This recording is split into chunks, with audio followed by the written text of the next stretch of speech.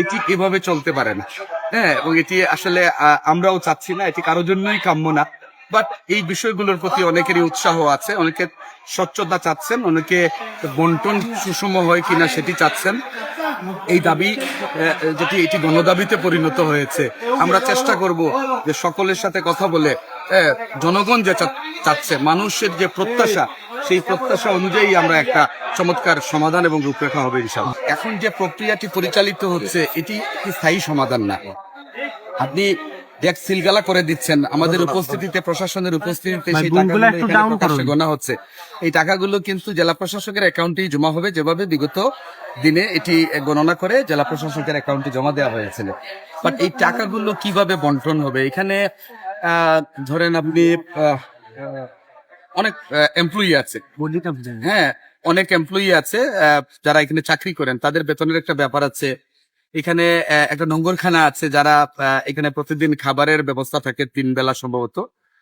তো এই যে মানে স্বাভাবিক যে কার্যক্রমগুলো দরকার পরিচালিত হয়, সেটা কিভাবে পরিচালিত হবে? আপনারা আরেকটা জিনিস খেয়াল করে দেখবেন, এটি 700 বছরেরও অধিক সময় থেকে এইভাবে পরিচালিত হয়ে আসছে, কিন্তু এখানে একটা সুব্যবস্থাপনা কিন্তু নেই। এটি আমরা সকলেই স্বীকার করি। এবং দরগা, মসজিদ, মাদ্রাসা এবং মাজারের সাথে যারা সম্পৃক্ত আছেন, আমরা সকলেই কিন্তু একমত হয়েছে যে দরগার আসলে উন্নয়ন প্রয়োজন। এখানে একটা অজুখানার প্রয়োজন, এখানে একটা বিশ্রামাগার প্রয়োজন, এখানে একটা কালচারাল কর্নার প্রয়োজন।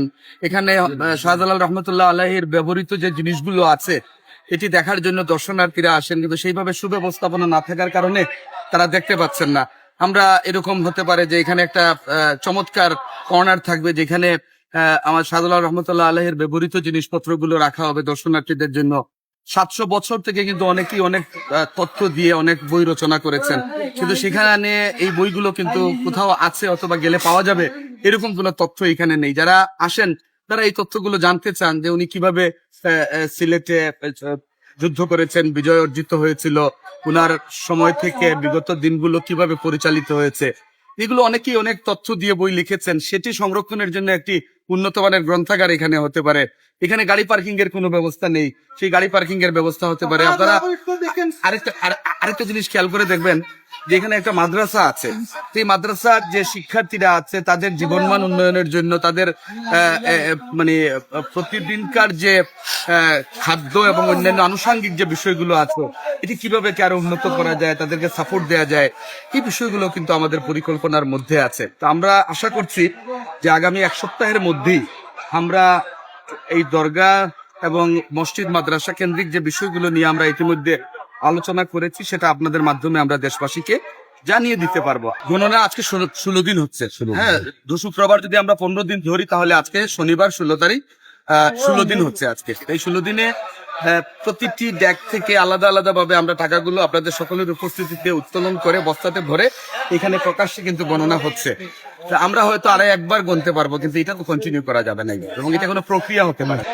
মানে একটা বিষয় হচ্ছে কি, এটি একটি পলির মাজার। এই মাজার কেন্দ্রিক আসলে অনেকগুলো বিষয় থাকে স্পর্শকাতর। আমরা চেষ্টা করছি প্রত্যেকটি বিষয়কেই স্বচ্ছতার ভিত্তিতে বিবেচনা করে একটি রূপরেখা তৈরি করা। তো আমাদের সেই চেষ্টাগুলো অব্যাহত আছে। আমরা আপনাদের সহযোগিতা চাচ্ছি, গণমাধ্যমে যারা কাজ করেন আপনাদেরও সহযোগিতা চাচ্ছি। এই কারণে চাচ্ছি যে সঠিক যে তথ্যগুলো আছে, বাস্তব যে চিত্রগুলো আছে, সেটি আপনাদের মাধ্যমে উঠে আসবে।